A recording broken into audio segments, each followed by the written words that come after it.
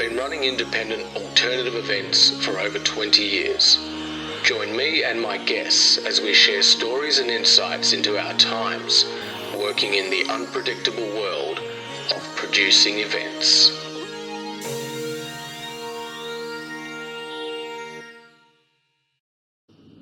My guest is a charming all-rounder with 23 plus years up his sleeve working in film, TV, media entertainment and live music production in America, Australia and other parts of the globe. We're talking on-set physical special effects, prop department, set decoration, models and miniature fabrication and much, much more. Damian Lund, welcome to the show, mate. It's my honor, good sir. Thank you so much for having me. Good to see you, bro. Yeah, likewise. So, it looks like America has opened up for you again. A tad bit. It's been a hard slog, I guess you could say. Things abruptly stopped in March, I think, 16th of 2020, and I want to say they picked up roughly what's considered the first Monday of September, Labor Day, in the United States of 2020, so almost just shy of 6 months exactly. Wow. And it has been relevantly nonstop ever since. Yeah, it looked like it, yeah. I saw when you were held on pause there for a while, going a bit nuts. Yeah, it was, what can I say? It wasn't so much as going nuts on my behalf. I think it's more about seeing a lot of my contemporaries, good friends, and, professional business affiliates just kind of beginning to understand that they have a life outside of the industry that we work in. Sure. So it was a great reset button across the board. Yeah, it was a bit like that over here. Yeah, I really felt the empathy on behalf of so many personages that, had their the entire country of Australia, in my opinion, is geared towards a very social aesthetic of gatherings and music and art, and just, basic Sunday sessions and such. So, yeah, it was heartbreaking to see what you guys had to go through. It certainly stopped a lot of us in our tracks still to this day.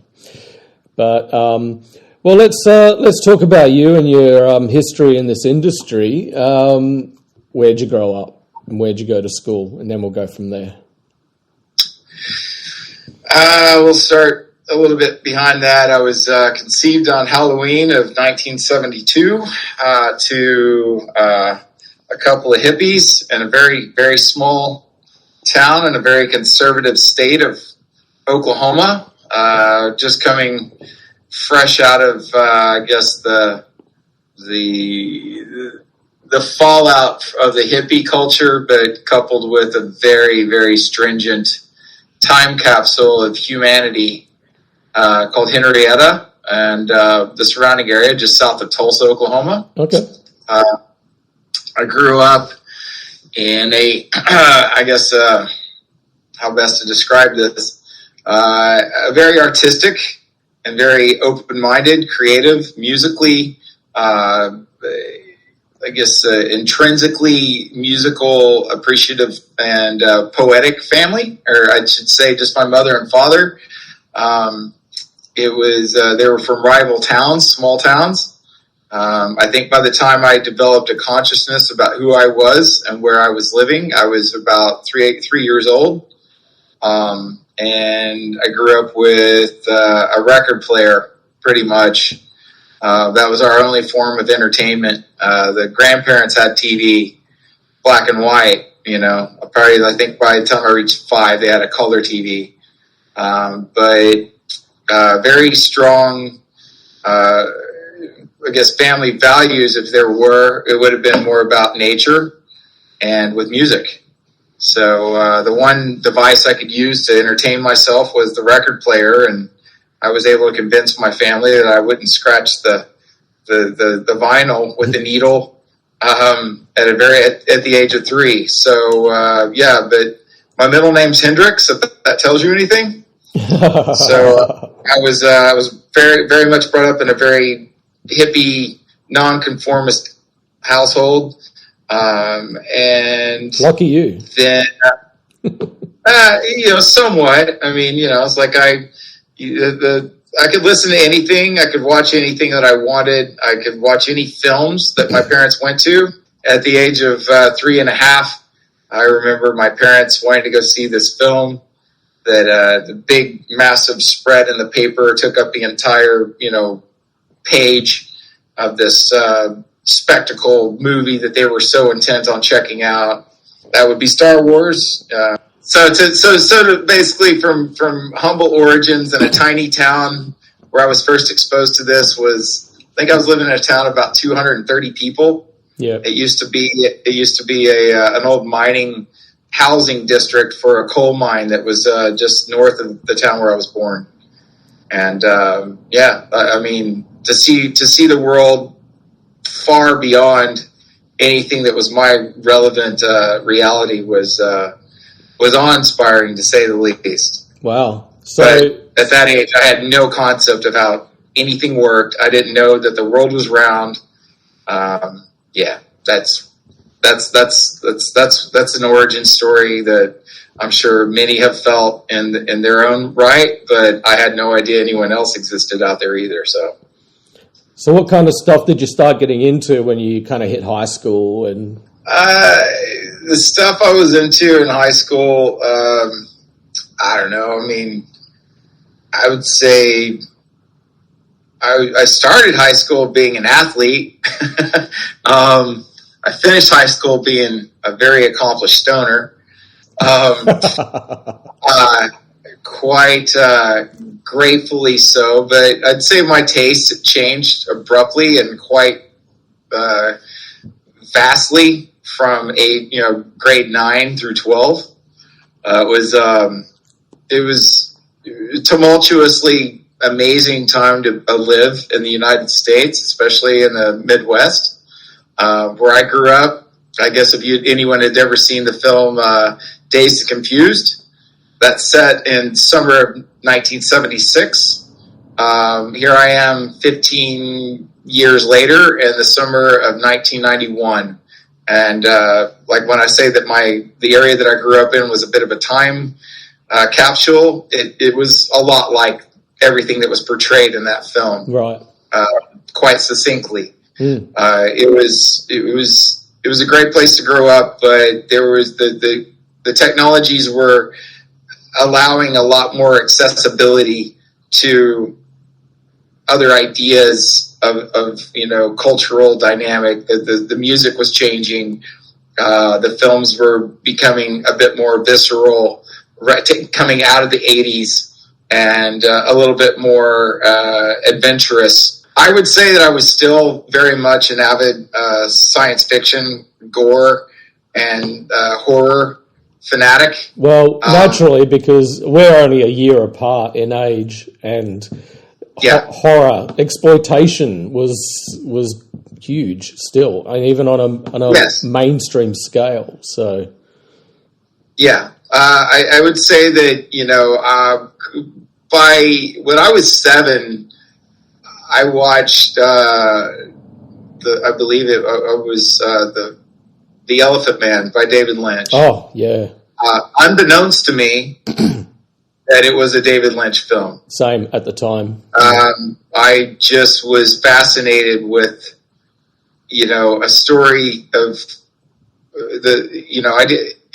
initially I was fascinated with the story of a man who had body dysmorphia.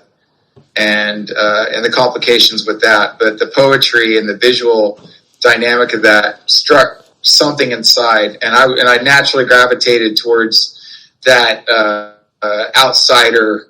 I guess what can I say? The failed attempt at being a human in the eyes of society. Right. Was a very inspiring dynamic. It made it seem as though the triumph of the soul overcomes the setbacks of where you're physically and I guess, socially unfit. Yeah. You mentioned The Elephant Man, which makes me think, and I saw it at the same time as you at such a young age, and it made such an impression on me. But we're talking about growing up in a time that film, TV, and music was still provocative, really fucking believable as well. Yes. Yes. I mean, you weren't over inundated with every capacity of any story or streaming service by any means. Like, anything that you did take in took a lot of effort to produce and deliver, but also you being such a young mind, you're easily you want to immerse yourself in those worlds of fantasy. Yeah, so the difference is that we grew up with less choice, but the quality was pretty good most of the time. This is true. Absolutely. And, I would go back to even say that the music that I grew up to was, from, being, I guess, in utero to when I was formulating my own, I guess, perceptions of the world around me. There was a continuous soundtrack of these psychedelic bands that have greatly influenced me that I still cherish. And I've yet to find very few modern acts that have the capacity to pierce through to such a level of artisanship, given even the limitations of the technology that they had back in the day. How did you start getting into the production industry over there? Growing up in Oklahoma, I mean, as opposed to now, there was more or less zero accessibility to doing film. There were select genre-specific bands that would come through and play that region. So, everything was just always somewhere else. When I was in school, high school, I joined journalism class. I worked with video. I worked with a bit of design and decoration. I was always trying to find some medium to express artisanship, either whether through drawing or photographs. It just wasn't really a thing here, where I was placed and or was living. I knew I wanted to do something with it, but I was also the kind of kid that knew he wasn't going to go to New York or LA and just show up off the boat and be like, hey, I'd really like to work in film and I really want to work with festivals. So, it was something I always wanted to do. I just wasn't sure how or when it was going to come to pass. So I was always inspired. I was always, admiring and dissecting films and musical works from a very young age. I just really didn't, have the exposure that I think a lot of people on the East or West Coast of the United States did. It was sort of abstract, but, all in all, I still immersed myself in it as much as I could. Can you remember the first time you got a job on a gig? I was supposed to move to California with a stoner friend of mine. He selected a date. I said, cool, I'll be ready to jump in the car and go with you. Let's go to California and see what we can do. Let's fulfill this crazy American dream. Another friend had asked me, I think more or less a couple days later, if I was available on a select date in the summer of 1998. It's 98. So I was asked if I was available to help with the backline for a very prosperous touring production of bands called the Bands Warped Tour. So he said, hey, if you don't go to California on that day, then, why don't you come in here and work with me and help me do the backline for this show? And I was like, all right, we'll see. So anyway, on the morning, he calls me and says, hey, are you in California? No.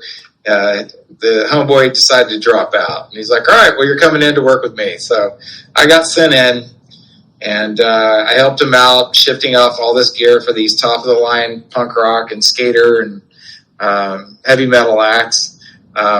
We had a bit of a break in between gigs, and if we walked by the production office, there was a sign on the door that said, help wanted, go on tour. So my friend grabbed it, and he takes it and hands it to me, and he just said, that's you, like, go talk to him. And I'm like, really? And he goes, yeah. So anyway, I took it to him, and they asked me how soon I could be ready. And I said, I keep a duffel bag full of clothes in my trunk for such a, in my boot for such an occasion. And they're like, all right, well, we're rolling out at 7 p.m. We got 27 dates within the next 32 days. And we're joining Ozfest in the next 3 days up in Wisconsin. So wow. I joined the circus, and I took off and did this gig in production for, the next month and a half. And it definitely convinced me that I was prepared and ready to take on anything. Awesome. That's a great coming into the industry story. Yeah. Nearing the end, one of the producers asked me, so what are you going to do when this is all over? Knowing they knew like my origin story, and, we'd had some time to talk in between shows. And he said, what are you going to do when this is over? And I said, well, I plan to fulfill a childhood dream, which is to go to Australia. And I'm saving the money that I'm making here to go there. And he said, well, we're actually going to be in Australia in December. Maybe you'll meet up with us. I said, well, I've already got my ticket bought for December 1, so I'll call you when I get there. Wow. And that's, I worked for them for 2 dates in Sydney. And when I finished, he suggested that I call a good friend of his. And in Sydney, at the Sydney, I guess, Olympic Fairgrounds. And, I called Merv, and I got started on the site crew with them. And that's how that all started. What year did you start with Big Day Out in Sydney? What year was that? That was January of 1999. 99. Okay, because we met on that location in 2005. Yep. So you were working there well before I came along. Yeah, I'd been working. I worked consistently from 1999 up until 2012. I was the only American on the entire crew, but I mean, we worked probably, I want to say, 21 hours out of 24. We'd sleep for a couple hours and get back up and do it again. Yeah, it was and I had nothing better to do. I was fresh in the country. I was just thrilled to be working on such a nominal, event and party for a country that I tried to get to all my life. I was brought out because of being a newbie. They just needed hands to help build the 2 domes for the main stages. When I showed up to the grounds, those stages weren't there yet. And so a lot of people were milling around. And so they grabbed a few of us to help them out with just side ops to help, put up, the perimeter fencing and just anything that the side ops needed. So I was grabbed to help them. I put in a 13, 14-hour day on that spontaneously. And then the staging arrived. And I thought that I was already assimilated with the site crew. And they're like, no, staging needs you. So I wound up putting in another 13, 14-hour day on top of that. And then we completed the build on that for over 3 days. And nobody really had an answer for me what my other options were once we completed that. So I promoted myself into coming to work back with side ops. And they didn't say no. Right. So a large grouping of the people there were originally that worked under Merv were hired to create a parameter to keep people like themselves out of the festival because they got caught years ago and Ken West found them. And he said, you're going to work for me to catch people like you. So ultimately we were troubleshooters and basically making the safest parameter to fortify the place, but also think like somebody that was going to try and break in. Sure. So that was a lot of fun. That was probably my favorite part of the first year was, jumping the fences and getting security to chase us until we showed them our passes. So yeah, right. Yeah, that was a great introduction to the entertainment industry on a large scale. Well, it was an eye-opening event for me because I'd been used to how we ran the show in WA, setting it up over here. And then I go over there. Way more chill in WA, my friend. And then I go over there, and it's a 24-hour crew. Yeah. And I can't get any sleep. No. There's no sleep. Lots of Red Bulls. I learned what a Red Bull was that year. So, well, interacting and seeing folks, throwing pretty much Australia's biggest and most celebrated party of that era. Yeah, absolutely. It was such a massive gig. So we met at the Big Day Out in 2005, and then eventually swung over to WA. Yeah, I worked there for 3 years. I think it was like 2 years. I missed one and then came back. Helped set up in Auckland when I was living there, like 2002 to 2004. And then I would do Auckland and then go into Sydney and then option to go out to Perth.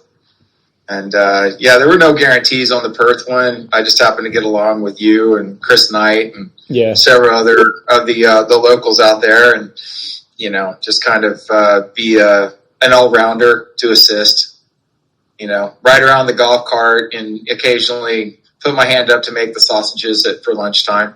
Jack of all trades, being able to zip around from one end of a very massive complex, and just, buttoning everything up and, you prepare for as much of the carnage that the punters can throw at you, and then once the gates are open, it's its own monster.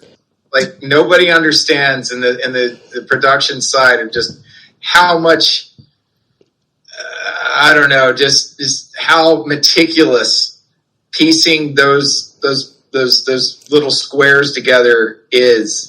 They think nothing of it when they go there, and then like some little shitheads will take it apart and decide to sit on the grass. Which hey, I give it to them. It's what you do when you're young and you're rebellious. I get it. Yeah, I think I remember it was called Portafloor. Okay, and it came in these rolls, and they were just little square bricks. That was something else entirely. I was talking about the big sections of the terraplast, the terra stage that went in, and then the flooring went around that. Oh God, sorry. Yeah, I think I just erased the whole the rolling out part. My brain doesn't want to remember that. That was such a fucked up thing to be doing. It's like.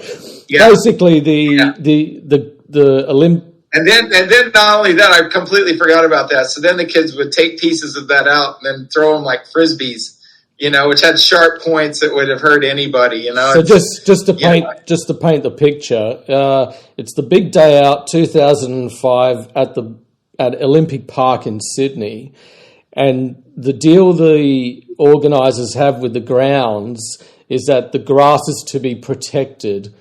And so... For the Sydney Easter show. Oh, yeah, for the Sydney Easter show.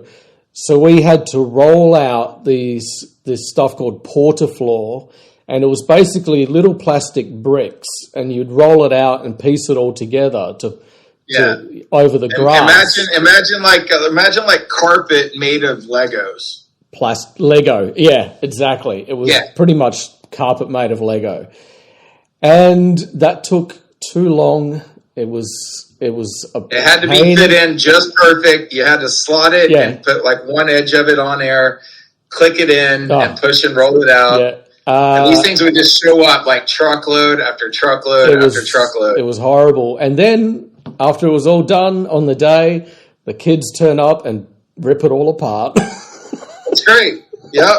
Whereas actually, who would have thought? This is the interesting part about all this as well is that in Perth, you guys had a segmented portion of the entire punters accessibility to the stages. So we had to put up a completely other fence to separate the drinkers from the non-drinkers. And that alone was kind of blew my mind because they would then begin to start to dismantle that fence. Yeah. and then tried to do a jailbreak into the area that was closer to the stages. It was all bedlam. It was all bedlam. I'm very proud to say that, you know, I was a part of such a celebrated event for a country that welcomed me in so readily and allowed me to, I guess, cut my teeth on that end of music and event production. I originally went over there because the Hives weren't playing in Perth. And I thought, I love the Hives. Maybe I can see them at the Big Dad in Sydney if I go and work there. I actually, that aside, I mean, like, you know, fast forwarding in my career, I actually got to spend Halloween in Austin, Texas with the Hives. Oh, great.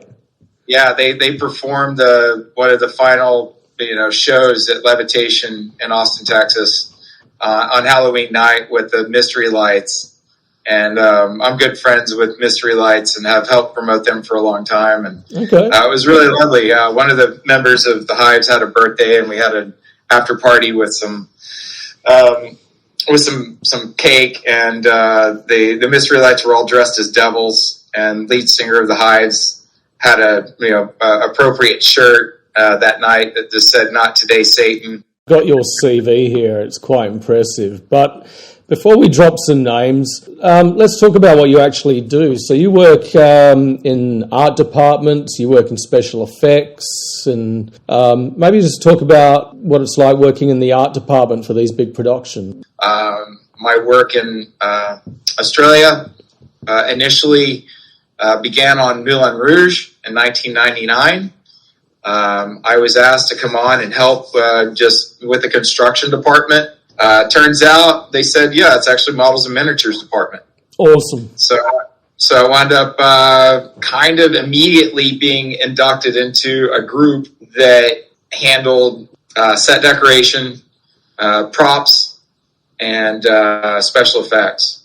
So I was immersed in that right from the beginning. And I guess certain leaders of those departments saw my attention to detail and my willingness to remain after hours and to just work all the way through. Dedication.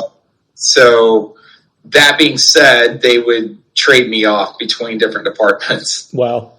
They said, well, we're emphasizing more with the art side of this week, so he's going to be the on-set, carpenter. Next week, we're going to have some snow that gets thrown on that, so he's going to be a part of special effects. And then props is going to be like, well, we're going to make these smaller versions of finite detail with art department and set decoration. Well, he wants to do that. We saw how well you did this. Can you help us with this one?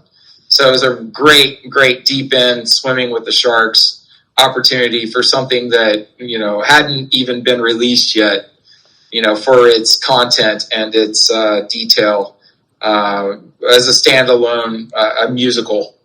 And or showpiece for Baz Luhrmann. I mean, you're talking to a guy who had no fucking clue who Baz Luhrmann was. It was absolute honor to be invited to something that would begin my career. Did you meet the cast? Yes, I did.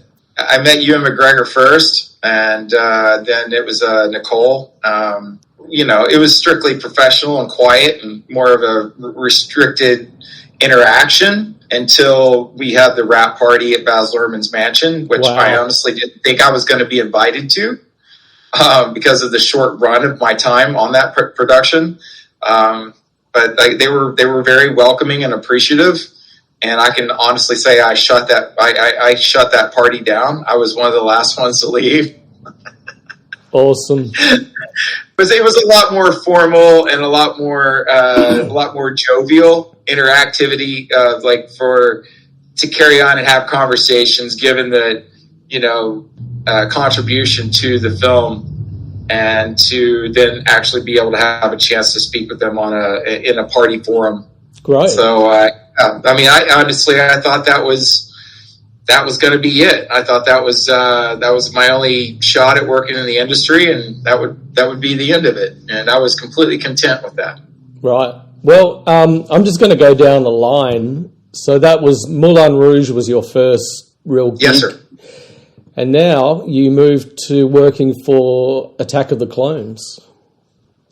Yeah, that came from learning. I think that was initially what engaged my want and wish to work in film. So to go back to where I began by saying moving to New York or LA to work in production in the United States and being chased away for being a kid from the Midwest, I kind of gave up on that.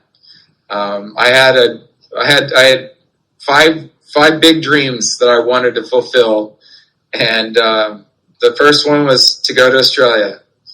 The second one was to work in film. The other one was to do a Star Wars movie with George Lucas. The other one was to work in festivals, and the other one was to have a radio show. I achieved all that within a year and a half of living in Australia. Awesome. So when I first moved there, I guess the guy I moved in with in Bondi Beach had, like, the day I moved in Bondi Beach in 1990, January of 99, he had just started on a show called Farscape, care of Jim Henson. I love Farscape. Right. So this hadn't even come out yet. And so he's telling me he's got this, Jim Henson Space Capades sort of show he's going to work on, that he learned that they were getting ready to do Star Wars a year from then. And I went, wow, you guys make movies here? And he goes, yeah, we got a movie called Matrix. It's just coming out next week. So I was like, wow, like, okay, I don't have to move to New York or LA to work in movies. I can maybe do it here. So I began turning over as many stones as I could. And like vicariously through the people that I met, one guy had gotten Star Wars in the construction department. He bypassed me. I kind of got a little angry with him, saying, hey, if you can't hire me, then give me somebody who will. And so he gave me this job on Moulin Rouge through another fellow named Tom Davies, who gave me the opportunity to work for him. But immediately after finishing Moulin Rouge, I guess someone told that guy how good I did for them. So I got a call 2 days after I finished Moulin Rouge to start work in art department construction for Attack of the Clones. Wow. I was walking down the beach in Bondi when I got the call. I missed it. And all he said was, hey, you know who this is? I'm pretty sure you're going to call me back. And I called him back. He said, I'll see you tomorrow morning at 7 a.m. Awesome. And very grateful for that, for that interaction. I worked for them for probably 6 weeks. And then they, said, the run of my role was to be truncated. And thank you very much for your work. I said, thank you so much for the opportunity. A day later, I got a phone call from the special effects department saying that they were looking for an assistant, and that apparently I was good at, not only artistically, but also technically. So they brought me on, and childhood dream come true. I get to be on set with the battle of Obi-Wan versus Jango Fett. Yeah. Awesome. Dude. Yeah. Did you meet any cast there? Yeah, I met Tamira Morrison. I got to see Ewan McGregor once again. Yeah. Who was, quite thrilled to see that I was back on another production. Awesome. A bit more of an interactivity with the live action sequences on this one. Okay. Lots of miniatures, it doesn't really have a lot of the talent, but that was I got to be in control of all the water and the rain on kimono. Oh, wow. Cool. And then once we finished that fight sequence over about 4 days, I went to the boss in the effects department, and I asked him what he wanted me to do next. He goes, well, apparently you're pretty good, so we're going to send you on stage 7 to do the Anakin, Obi-Wan, and Count Dooku fight. Go have a good time. Wow. Go see your friend Rodney. So I went and hung out with this fellow by the name of Rodney Burke, who I'd worked with the snow set dressing for Moulin Rouge. And he and I worked, together throughout this fight sequence. And, then they bring out the Yoda puppet. And, I realized that they're actually, of course there's a huge, secrecy clause. So I have no idea what's going to happen next. But when you see the film Attack of the Clones and Yoda comes walking out from behind the rock to fight Count Dooku, I'm sitting right there where he comes walking out from. Oh, cool. So, it's my childhood dream come true, and it's you see how they use the camera to zip around and look in different directions with nothing being there, and I'm like, holy shit, Yoda's gonna come out screaming and kicking ass. So yeah, it was really great to have such an insider's perspective to something that had always influenced me as a kid. And did you get to meet George Lucas? I did get to meet George Lucas. Yes, I did. That was, I think, right before I had left to go to Australia. My father lived in Modesto, where George Lucas grew up. He made, American Graffiti there. So there was a bit of an easy in for a conversation. Nice. Alone with that. But George's time is money. So it was very brief. But, just to see, daily, to be on set and see how George operates to direct and or make a show was awe-inspiring, I mean, I definitely got a chance to, getting to meet Christopher Lee, and have lunch with that guy was like a dream, beyond a dream come true, Yeah. It was... because of our work together on that scene, he felt comfortable enough to walk up and ask me if he could join me for lunch. Wow.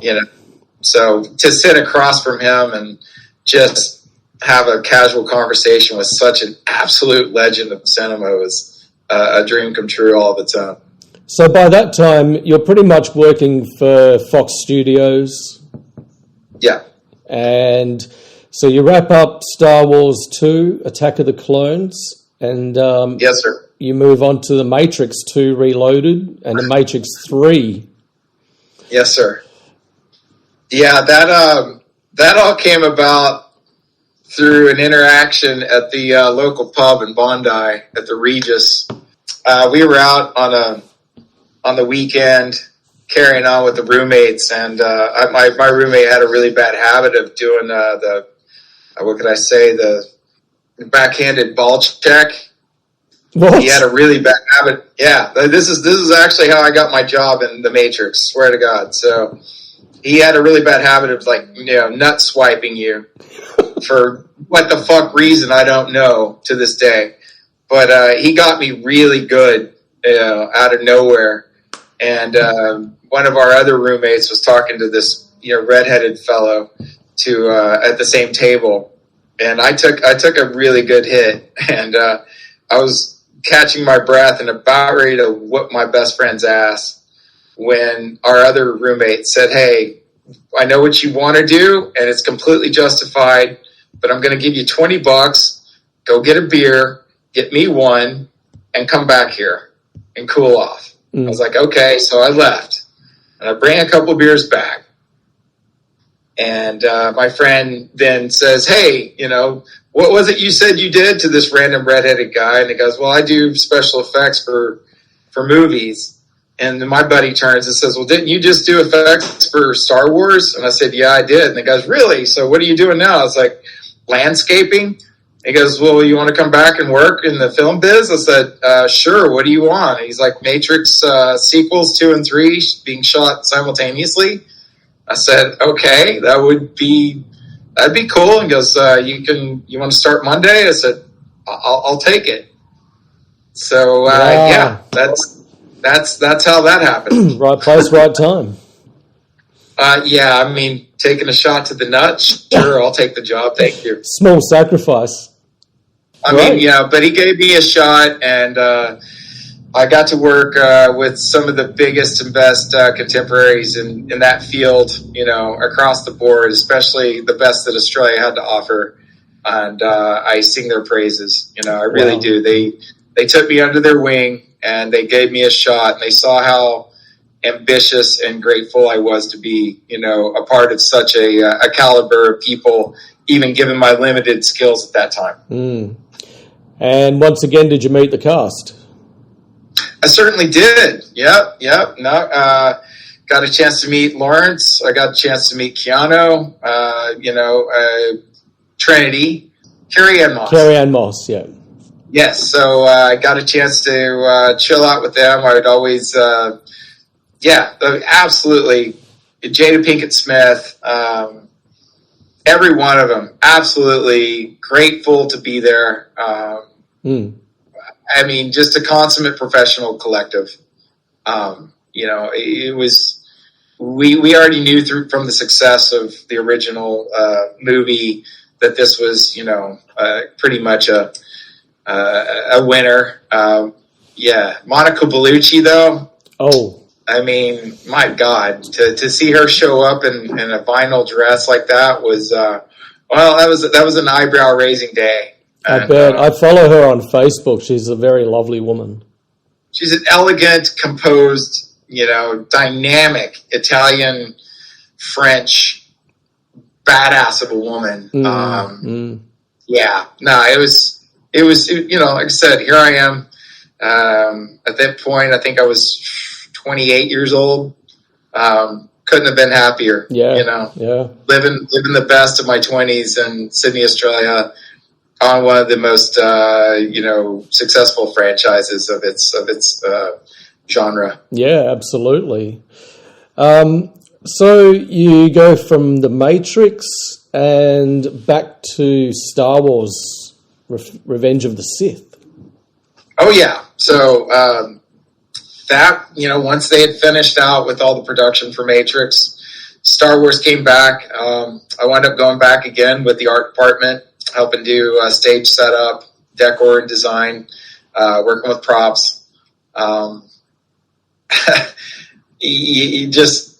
Just absolutely, it's like a kid in a candy store, man. Like every day during my lunch break, just going to all the other departments and seeing what was happening in the creature shop. And my other good buddy, Tim Von Varga McGraw, was designing the Darth Vader helmet and like costume props. Wow. Cool. Having spontaneous conversations with Natalie Portman. Absolutely. Yeah. I mean, it just seemed like it coming from another world entirely. Yeah, I bet. I mean, it was the immersion of such an experience that I know that I would never have achieved, had it even been done in the United States. It just never would have happened. One day a salty bearded old man came rolling in on set from across the stage and sat down on a seat. And I looked over at my immediate employer and I said, "Hey, can I take like 20 minutes to say hey to a friend of mine from the U.S.?" And he goes, "Sure, by all means." And so I walk over and saunter over and start talking about how a friend of mine, or how my great aunt works at a vineyard right next to his in Northern California. And that, he confirmed that he knew who she was. And I also talked about, his film work on a movie called The Outsiders in Tulsa, Oklahoma, which is 50 miles north of where I'm from. And then we proceed to speak about other advents of his career. It was a very intimate and jovial interaction with probably the finest first meetings of greatness that I'd had at that point in my life, and that was with Francis Ford Coppola. Wow, cool. Yeah, I mean, I'm not trying to drop names in this way. It's all good, man. It blew my mind that that no one else recognized who this guy was. Wow. It made total sense that Francis would just drop into Australia and see his buddy George for a day or two. Yeah, awesome. Okay, so Revenge of the Sith comes and goes, and it looks like you're jet setting over to New Zealand after that. Yeah, the film industry kind of, it kind of petered out a little bit in Sydney at the time. I think the next film after Revenge of the Sith was a show called Stealth. I wasn't really, let's just say I knew that Lion, Witch, and the Wardrobe was going to be done in New Zealand, and that was a childhood favorite. So I was like, well, I'd really like to be a part of that. And so I kind of took my skills over to New Zealand and requested to become a resident over there under the Global Talent Visa, I guess, initiative. So I went over there and did that. Helped do a bunch of snow. Did a lot of snow. I was probably the one person on the team that actually grew up with snow. So I knew how it looked. Oh, okay. So that gave me a bit of an advantage working with them on that. It was just having just a knowledge of the patina of snow on trees and whatnot. But it was a very immersive job. It was amazing. It was profoundly magical in its own way. Yeah, and I think a lot of the construction crew that had done Star Wars actually came over to New Zealand to head that department too. Okay, but I was doing physical special effects on that one. Okay, and then you got to work on King Kong for Wignut Pictures. Yes, sir. King Kong was something that greatly influenced me when right around Star Wars, soonly after that, they had the Jeff Bridges King Kong that came out in 1977, I believe. I remember that one, yeah. That one was greatly influential in my youth, and I always wanted to have a hand in, doing a monster film. That was really, serendipitous. To get a chance to live in New Zealand and to come straight out of doing Language in the Wardrobe and go straight into living in Wellington and working on Peter Jackson's King Kong was an absolute delight. I got asked to do some parts of Lord of the Rings while in New Zealand previous to that, and I chose to do Revenge of the Sith instead. Okay. But I always, wanted to work for Peter Jackson, especially, since, there's Brain Dead, but I want to say that, as far as things that came over, Meet the Feebles was something that got around a lot with the Stoner Collective. Totally. In my early 20s. And then I want to say with Michael J. Fox, and I saw, the landscape behind where they were operating was actually in Wellington. And I was like, wow, that looks like a great city. So to get to work on King Kong, that's probably my happiest moment, and being at the right place at the right time. Naomi Watts is on a cliff face trying to escape Kong and her little sheer white nightie, and my job that day was to handle the E-fan and blow the wind around her. So you got all the crew about 50 feet away, me and her, and I'm sitting here just with the biggest grin on my face, blowing the wind around on her. And somebody on the radio comes on and says, hey man, it's good that you enjoy your job. You shouldn't be smiling that big while doing it. I'm like, well, it's a good job. It's a really good job.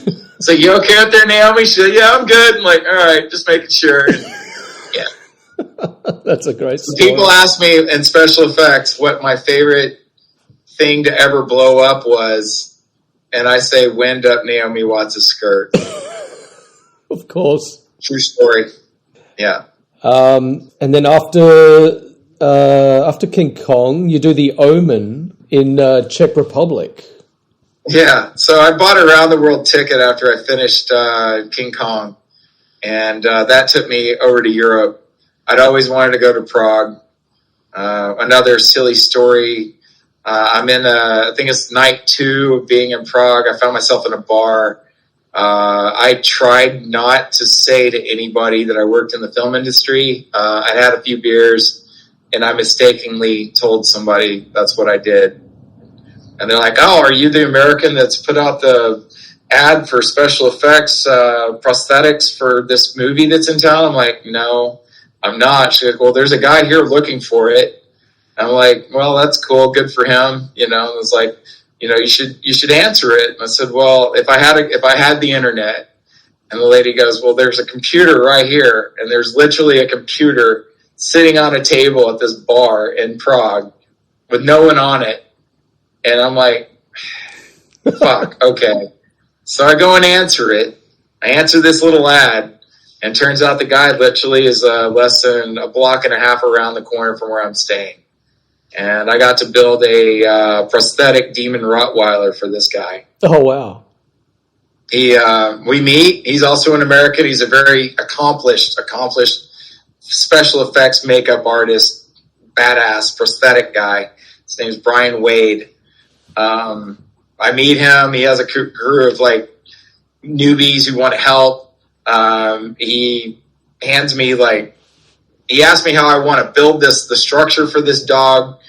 And then he's like, well, I'm going to trust you and give you like $500 to go across town to basically their version of Home Depot and go and get the things that I feel that we would need to make this dog out of. And so he trusts me with this, thinking I was just going to run away with it.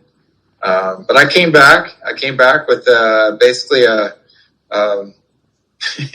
I made the spine out of a Roto-Rooter spring that you would use to clean out toilets. Oh, okay.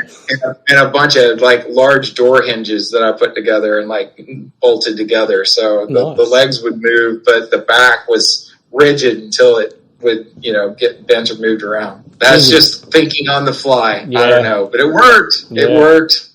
Cool. Again, I can send you a photo of that thing, and it's it was innovation, at the grassroots level. I get it. Yeah, troubleshooting on the spot. But yeah, I was trying to be in Prague just to enjoy myself, and I wound up inadvertently working on a film with my namesake, so I couldn't turn it down. Totally. So we'll skip so that you're basically still working on films in Auckland. You got to work on True Grit, the Coen Brothers film. Yep, that was my first ever American on the shores of the United States. Yeah, so by then you're back in Austin, Texas. Yeah, actually, I was planning to move to Austin before I ever moved to Australia. Oh, okay. So I kind of just said, I guess I won't go to Austin. Austin will always be there. I'm going to go to Australia instead. And then when I came back, I was able to get a job, working. I brought the skills I had acquired and the accolades back to America. So yeah, I was able to get my foot in the door. And the guy that was head of special effects on that one happened to work on The Matrix. Oh, cool. In Australia as well. So he remembered me and said, hey, he pulled a few strings and got me in, even though the union was trying to keep me out. Right. So I consider that a win. It's not easy to win with them, but, like I said, I'm grateful. I'm a union dues payer, but it's amazing what you can achieve when the society as a whole has a health program put into place for universal health care versus earning your hours through payments made by the industry. Right. Which is kind of how it works here in the U.S. Okay. Yeah. Yeah, and then your list keeps going. A couple down here I want to mention Dawn of the Planet of the Apes and Transformers 4. But the main one I really want to mention is From Dusk Till Dawn. Again, that was serendipitous that would get a television series. Thankfully, Robert Rodriguez had pitched to create his own television series, El Rey. Here with, between the Mexican, up-and-coming Mexican telestreaming coupled with American exploitation dynamic. So he took him and Quentin Tarantino basically helped create a cable channel that would focus more on like kung fu movies and action films, things that inspired them, coupled with their own films to be showcased specifically. And then this was the breakout, showcase for Rodriguez to promote, episodic version of much more felt out storytelling from the original film. Okay. And that happened to be done in Austin, Texas, where I happened to be living at the time, fresh back from living in Australia. And that wound up falling in my lap. I wound up being able to work as in the art department, set decoration department, kind of breaking away a bit more from my more recent run of special effects. Was able to start showcasing a lot more of those skills on something that I felt that that caliber of detail needed to be met and put into it. So it was like, I had a lengthy interview process with production designers on that and the set decorator, and they gave me a green light, and that was so much fun. I mean, like getting able to decorate, the Big Kahuna Burger, the Titty Twister, internal and external, showing up every day, getting my buddies that were, stoners and rock and rollers that I knew in town to like come in and be extras on it was, I think they got to see a lot more, flesh and action than I did. But it was a joy just to be able to help promote something that was such a unique, volume of carnage, sexiness, and over the top filmmaking. For a series, I guess, project. Not to mention that we got to flesh out a really silly tale. So. So intimately. Sure. One episode after the other. It's like taking a 1.5 hour movie and spreading it out over 10 hours. Yeah. So the details, and you know how the tale's going. So, and the environments that you want to create, but you get to add all these other little subtle touches to that, what gets put in that frame, which was so much more fun. It must be a trip watching these films back and seeing the bits that you contributed to, and a lot of good memories, man. I mean, for real. I mean, it's what you put into it. Yeah. The hours are long. The demands are high. Budgets are constricted, but ultimately, it's the camaraderie that you get from working next to such, top of the line creatives and artisans that really just seem to, it makes it exactly what it should be. So it looks like from that time on, from Dusk Till Dawn onwards, you start working in TV a lot more. That's just been the trend over here in the U.S. A lot more. Large production collectives for film began to do a transition more into television. You kind of get what comes to town when you're in Austin, Texas, and a lot of that was more episodics for television. By all means, like there's a lot of people that they don't want to work in film. They prefer TV or commercials. Personally, I really enjoy the amount of the budgeting, the detail, and the care that goes into cinema. So a lot of folks, even now here in the U.S., like they work their way up from reality television to episodics and commercials, and then if they get lucky, they get a major motion picture. Like if you're just starting out, mine's just completely flipped around right the other way.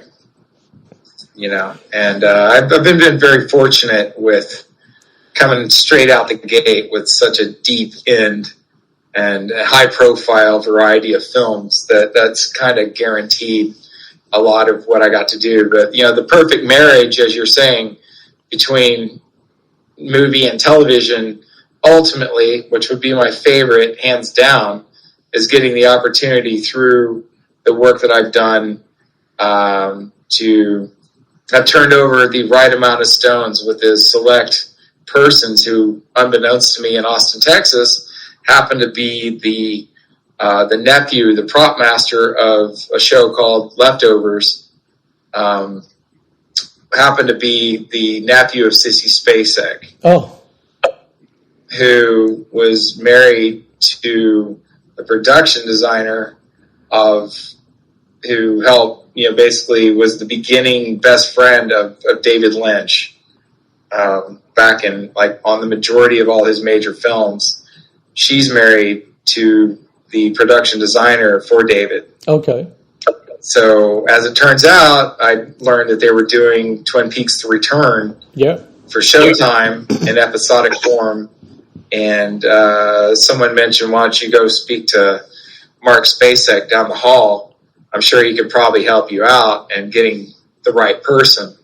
So I did. I talked to him. I gave him my details. He said, I'll give you the production designer who's the assistant to his uncle. And I spoke to her, and she said, impressive resume. I can't tell you where we're filming. I can just tell you that it's not in Austin and it's not in LA, but you could probably do the math.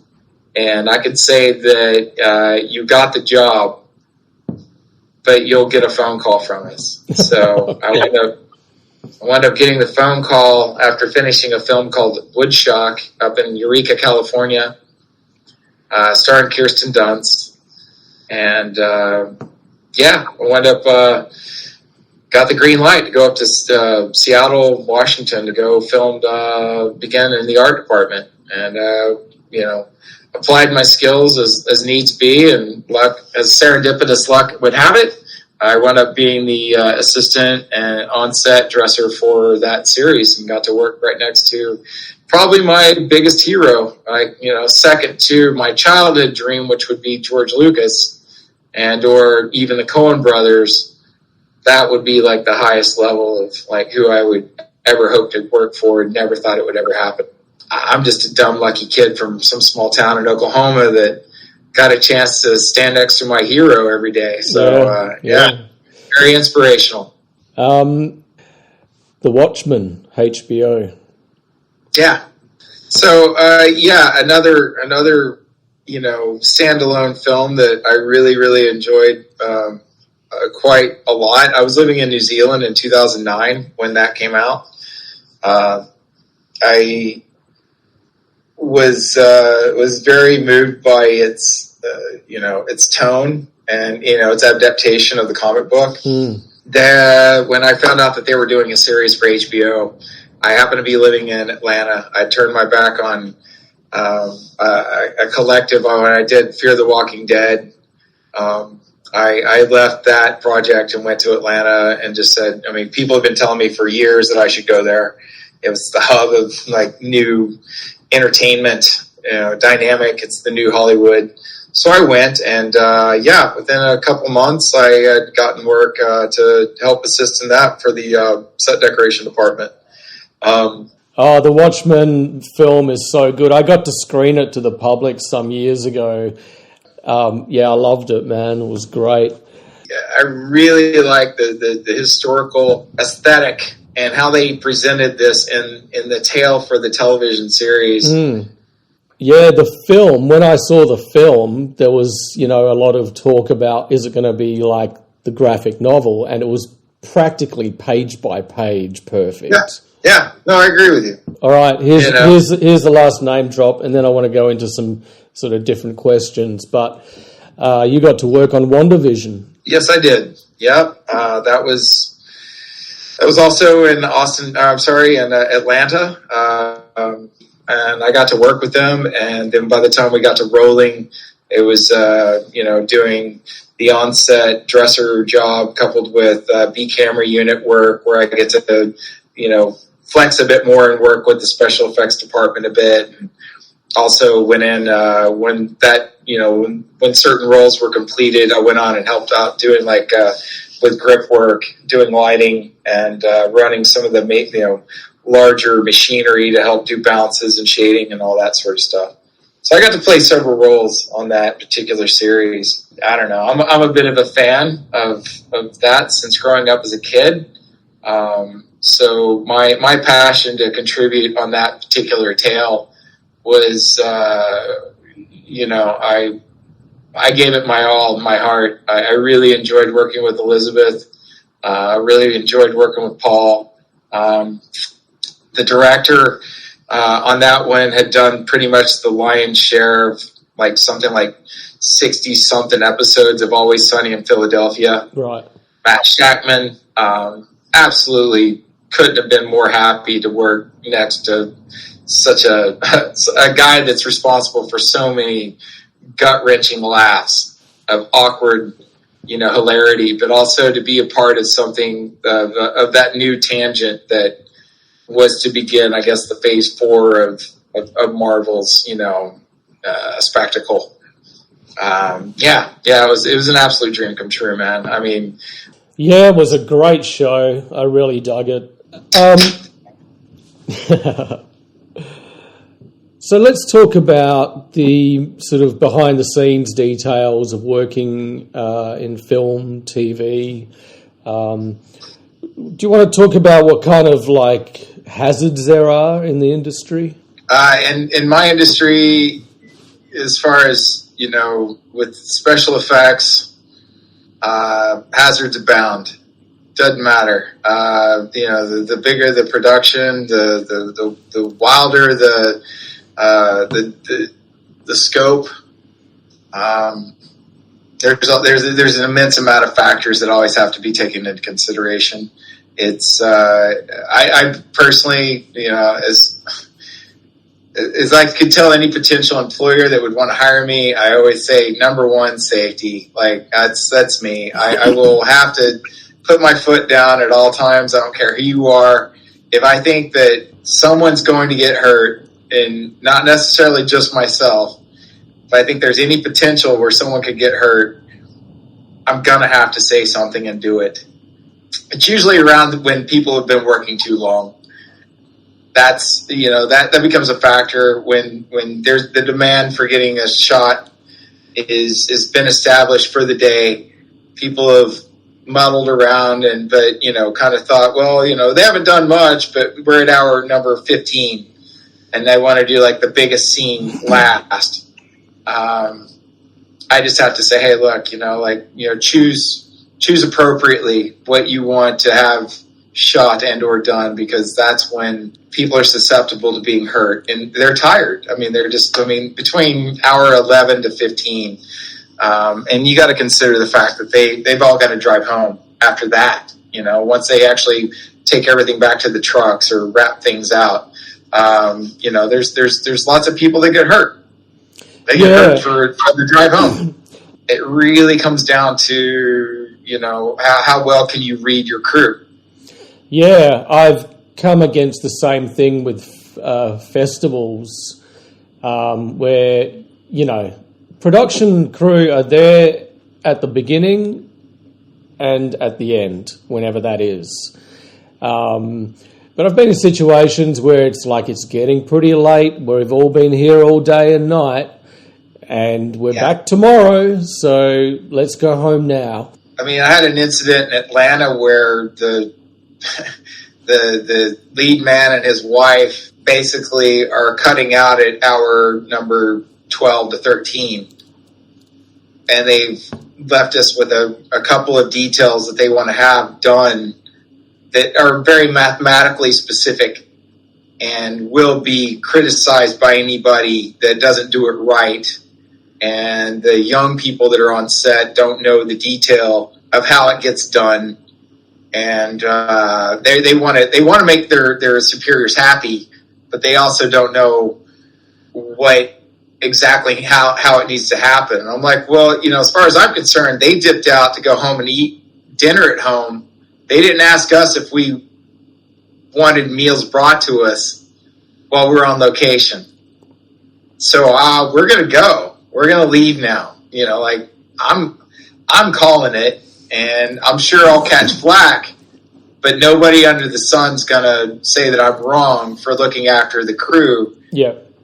And that's an aptitude of professionalism on behalf of those that have put themselves in that position. Yeah. That's an isolated situation, but fuck me if it doesn't happen too often. Yeah. I look after my crew. I will say this. Anybody that ever works under me knows that I say, hey, look, get some water. You're having a mental, if you're having like issues at home, something's going on, you take time out. You go and deal with that. You either take a moment and go walk away and walk it off, or you just say, hey, look, I need to go home. Like, you're getting paid for your 8 hours. You have a life outside of this. It never reflects ill on my behalf whenever somebody's working with me or alongside me. The real life does happen. Oh, absolutely. Yeah. I've been in those positions. I've had broken bones. I've had injuries come to pass on behalf of people who didn't listen to logic. I've been, inadvertently hurt by people who got into a hurry. I've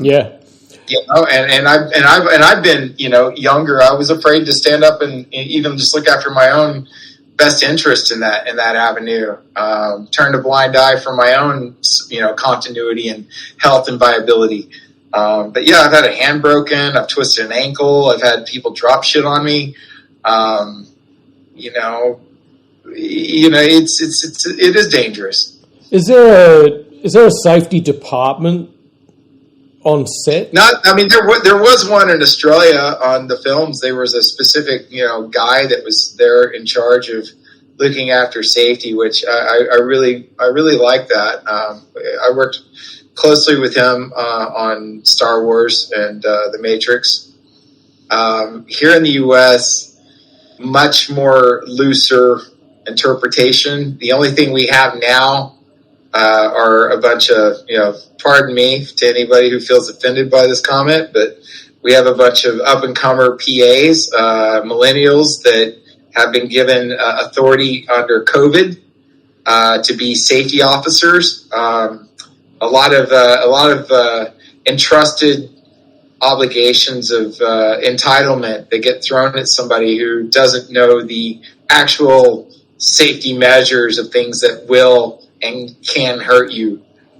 They're focused more about what you can touch at what time, and I worked in a bubble. Like when I did the Red Notice with The Rock, Gal Gadot, and Ryan Reynolds. That was a bubble scenario. I'd never done anything like this. So they took me out of my house where I live on my own and took me to a hotel to live with 110 other people, where all heads of department and different stunts to camera operators to set decorators to fashion and costume to props.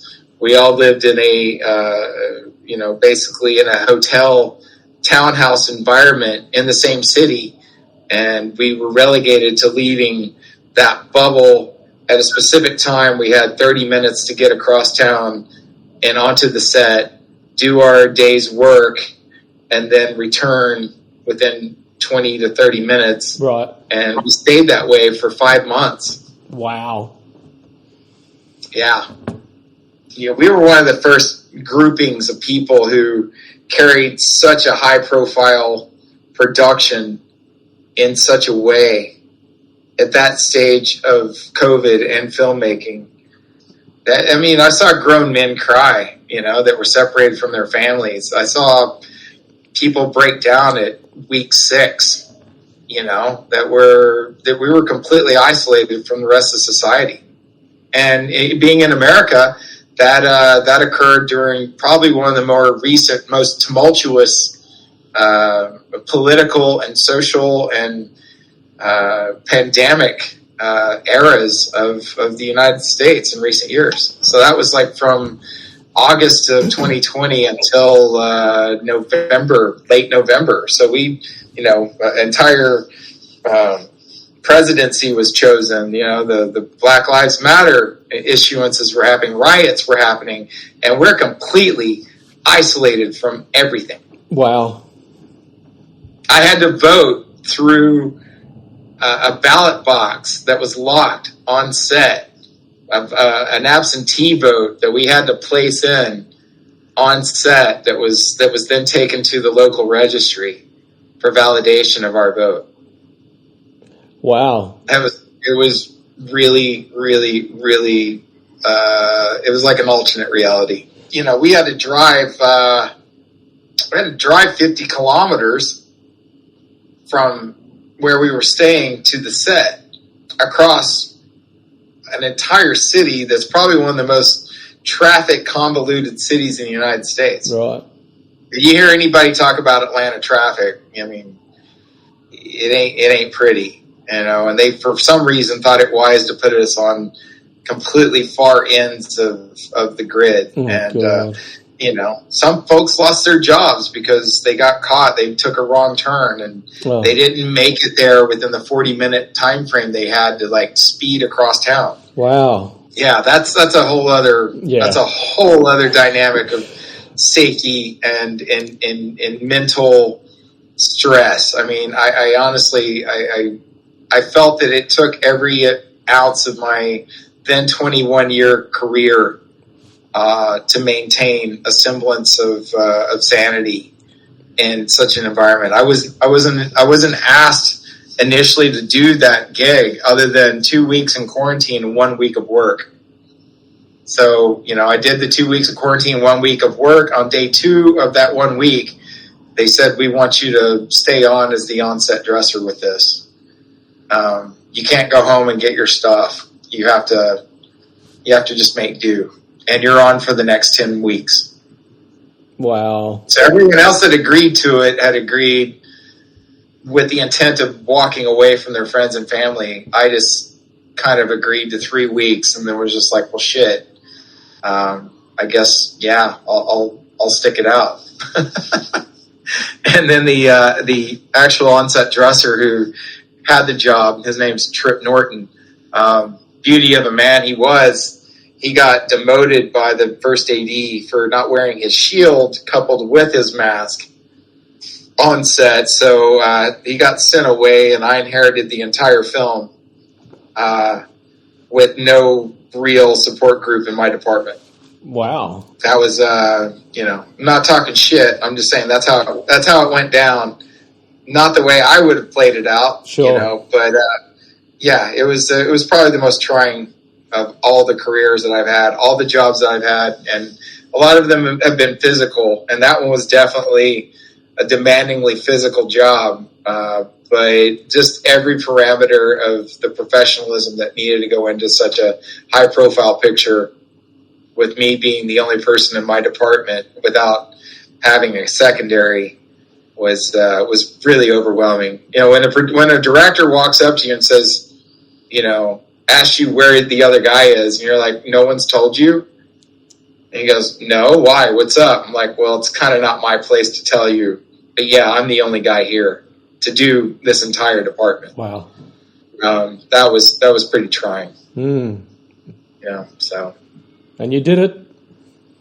But I did do it. Yes, I did. I carried it through.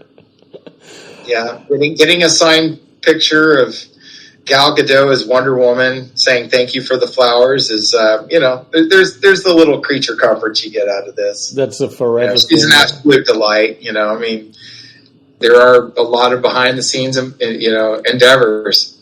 You know, there's a lot of life that gets lived in between. But, you know, I like to think that it's the people that I'm meeting and the nights that we go out, you know, if we are in location, pre-COVID, you're in another town or another scenario, or you get a chance to actually have that conversation with somebody who's just won an Emmy or an Academy Award, and you've known them for years. You know, it's that intimacy of professionalism that you get to interact with is very validating. Okay, so now that America is opening up again and you're back in the swing of things, what are you working on these days, and what's the future look like? At present, there's a lot of the things that I think I really was really pressing to work on, being notable other Star Wars projects, and being in Los Angeles now. So what have you got lined up? What's your next mission? As of right now, I just got back from Europe. I was working on, I've been working with Levitation Music Festival out of Austin, Texas, otherwise known as the Austin Psych Fest. I've been working with them for 10 years. When I don't do film, I try to go back to doing something, relevant with art, art department and or with a forward-thinking music festival. The Black Angels, the band Black Angels, have been curating this thing called Austin Psych Fest for numerous years now. I've been attending it since, 2010 or something. I put my hand up to work with them 10 years ago, 2013, I believe it was. And I've been working with them ever since. Recently just got back. They have a secondary sister festival called Levitation France in a little town called Angers outside of Paris by hour and a half by train. I just got back from that. My first time there. And we'll have another one in Austin in Halloween.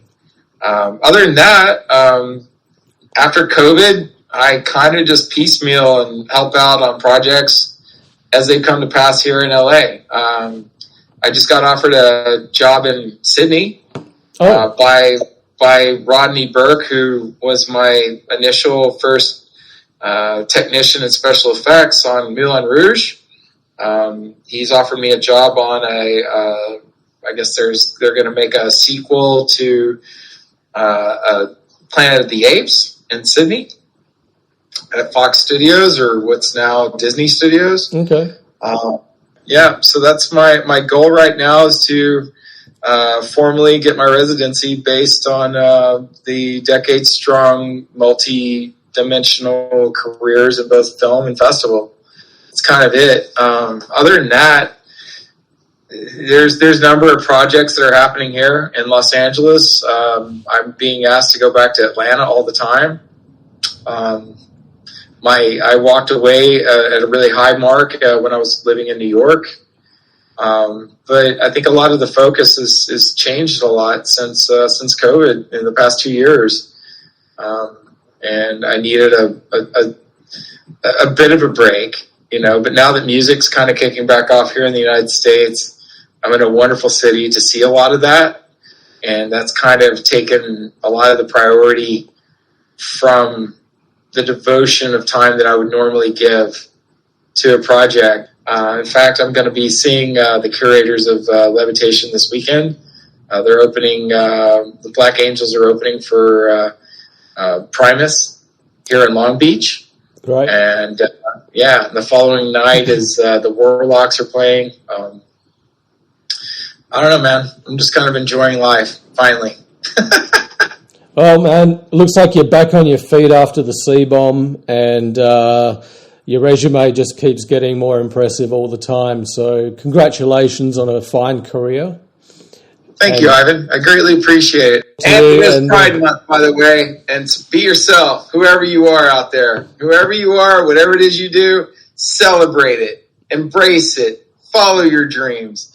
Lift yourself up, lift others up in their times of travail. Follow through with your creativity. Follow through with the passion of your heart. Doesn't matter what or why. Just go forward, create. We've all been through hell over the past couple of years. There's a war going on, and it's a war of the spirit and the intellect and the wisdom that comes from being yourself and who you can be. Please trudge forward and be forthright in your demeanor and your determination to do such. Amen. I miss you guys, and I love you muchly, dude. You're awesome. Thanks, dude. I miss you heaps too, man. But Damian H Lund, it's been a pleasure. Absolute honor, sir. Thank you so much for everything and all. And to any who stuck with us this long, I appreciate your time, invested attention, and the sincerity of your passion of your hearts. Thank you. Good on you, mate. See ya. Ciao.